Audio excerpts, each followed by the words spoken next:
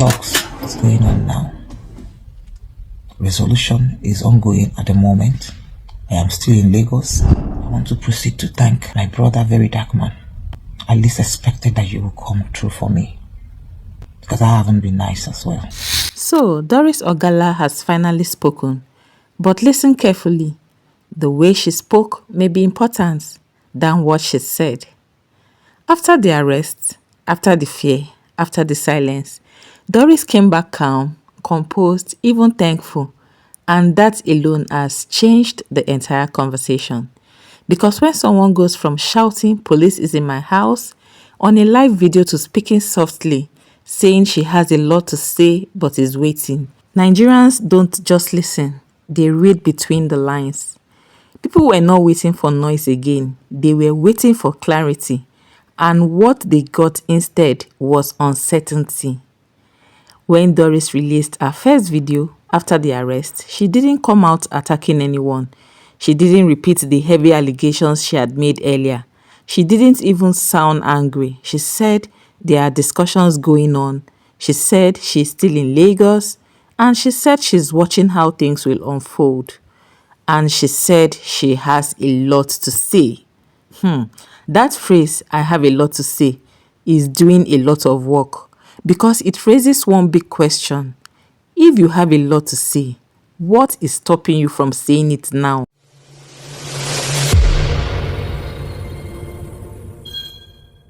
Jewel TV.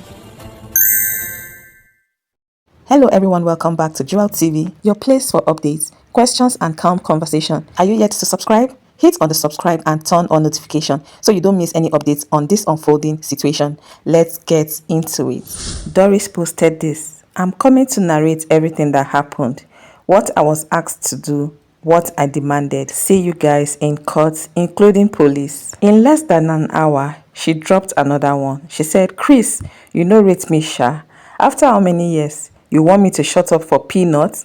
After sharing my nude, you want me to shut up? You know well. You see me finish, sha." Guys, how do you see the tone of this text? She is actually sending a message to somebody, and definitely there is negotiation, because this looks like there is negotiation behind closed doors. Okay, let's continue. Some people believe that statement means she's preparing for something bigger. Others believe it means she has been advised to pause.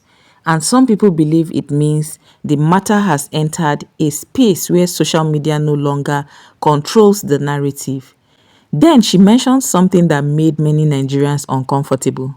She talked about the police and suggested that there were attempts to link her to drugs rumor. Now in Nigeria, that is not a small thing to mention. Anything related to this can destroy a person's life even when they are not proven. Just the rumor alone is enough to damage reputations, careers, and relationships. What made people uneasy was this. There has been no clear public explanation from authorities about why she was arrested in the first place. What was she questioned for? Or what conditions, if any, were attached to her release? So when she mentioned drugs, people started asking questions. Was there an attempt to intimidate her? Was it just a rumor that spread? Or was she reacting to something that happened privately during her questioning? Because when official information is missing, speculation fills the space, and Nigerians are very familiar with that pattern. Then came the thank you message. Doris went out of her way to thank people who stood by her, and she mentioned VeryDarkMan by name. To proceed to thank my brother VeryDarkMan. I least expected that you will come through for me, because I haven't been nice as well. I remember when you had issues with my friend, I spoke bad of you. Irrespective of all I did, regardless of those things I said to you, you came through for me. What made that moment stand out was her honesty. She admitted that she had spoken badly about him in the past. Yet, here she was acknowledging his support. That single act changed how many people saw the situation. To some, it showed humility. To others, it showed that outside pressure matters. To many, it confirmed that something shifted behind the scenes. Because in Nigeria, when activists, loud voices, and public pressure enter a case, things sometimes move differently. Doors open, conversation happened, and phone calls are made. And then came the video that really confused people. Do you remember the other clip that surfaced online after she was released? The clip of her in a happy mood. Christian music played on the background. The caption glorified God. She looked peaceful, not guarded. That was the first sign that something would have been playing on the background. Because just days earlier, this woman was in visible distress. Now she looked like someone who had found calm in the middle of chaos. And Nigerians, being Nigeria, began to ask questions that are uncomfortable but very honest. My people, you know the story is never complete if we don't go to the comment section, right? So let's dive into the comment section and see what's happening. Ifeanyi says, how much did Pastor Chris settle you with? Sonny Dawa says, God is so merciful. We all have in one way or the other, but he listened when we call on his name. I'm sure he wanted to say we all have sinned in one way, okay? Owere Daba says, beautiful, you are still loved by many. Please be strong and work on yourself to be a better version of you. We love you, okay? And this person says she don't collect the money, Nigeria. Peter says, chai, these people don't later settle low key. Money for house and car don't drop low key. That's on the same, picture that she played Christian music on. Then Henry says, may his name be praised. I am sure after this, your expository messages, so many churches will be closed down because their victims will have the courage to come out and speak, okay? Samuel says, there is no shame again. Him, both the pastor and mommy Gio. Something has exchanged hands. Oga Perry Real Estate says, this period you no suppose call God name. How na dey take sleep peacefully for night? And Blossom Dominic says, so which means evidence don't die, abi? Na so na take close the keys. People are inquisitive to know what happened. Precious said, your bread done. You don't use shamelessness, cash out, enjoy. And this other person says, they say make you no talk again. Nigerians are curious. And this other person says, still waiting to hear about baby testimony because that innocent baby won't rest until he finds justice, okay? Another one says, sudden, nobody is righteous script. I don't like Camo. Now why I know they follow actress and actors, their lifestyle is always scripted like a movie. And Joy says, evidence day, Abby, it didn't day.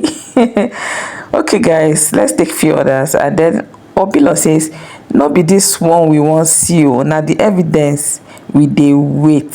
Okay, I think we should stop here because we've had enough, right? Okay, so let's move on. Was she advised to calm down? Was there a legal agreement? Was there a warning? Was there a settlement? Or did she simply decide that continuing publicly would harm her more than help her? Nobody knows, and that uncertainty is the problem. Because the allegations that brought us here were not light. They were not things that should disappear into silence without some form of resolution. Either those allegations have weight or they don't, and either way, clarity matters. But clarity is exactly what has been missing. Instead, what Nigerians are seeing is a familiar Nigerian pattern, a loud beginning, a viral moment, public outrage, then sudden calm, then silence. And many Nigerians are tired of that pattern. They've seen it with politicians, they've seen it with powerful businessmen, they have seen it with religious leaders. Stories start loud and end quietly, with no clear answers and no accountability. That is why this case has become bigger than Doris herself. It has reopened conversation about power and influence in Nigeria, about how religion complicates justice, about how some institutions go quiet when things become uncomfortable. People are asking, if an ordinary person made this kind of allegations, how fast will the system move? If an ordinary person went live shouting about police in their house, how quickly would explanations come? These are not hateful questions. They are realistic ones shaped by experience. At the same time, some people are urging caution. They are saying Doris might be choosing wisdom. that she might be protecting herself mentally and legally, that speaking too much, too fast could ruin her case or her peace. And that argument also makes sense. Not every battle is won by shouting. Not every truth is revealed in one sitting. But again, the system has a role to play here. Because when institutions stay silent, they force the public to guess, and guessing breeds mistrust. What makes this even more complex is Doris's tone. She didn't sound defeated. She didn't sound victorious. She sounded careful, like someone standing at the crossroads. And that's why Nigerians are split. Some believe this is a calm before a bigger storm. Others believe this is the beginning of the end of the saga. Some think the truth will come out. Others think this will quietly fade away like so many stories before it. Right now, there are no conclusions, only observations.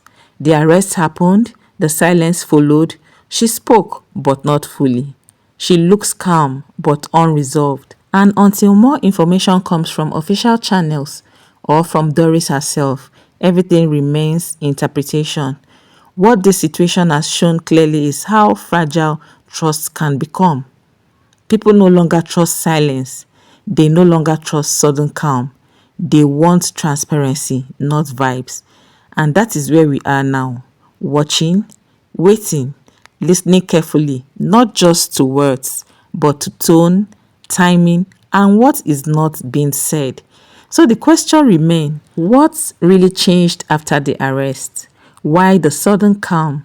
Is Doris preparing to speak fully or preparing to move on? Will institutions step forward with clarity, or will the story end quietly? Those answers are still ahead of us. And until they come, Nigerians will keep asking, not loudly, not angrily, but thoughtfully. Because in this country, silence is never just silence.